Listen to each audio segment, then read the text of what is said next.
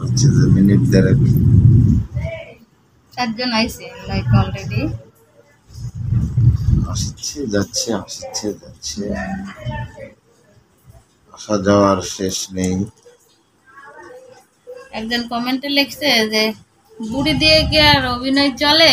আসলে বিনোদন সঙ্গীত এগুলো বুড়ি আর টুড়ি কি মন মানসিকতা লাগে, রাইট রাইট। মন লাগে কত বুড়ি মানুষের বিনোদন ভিডিও দিতে, লাখ লাখ ভিউ, তাই মন না?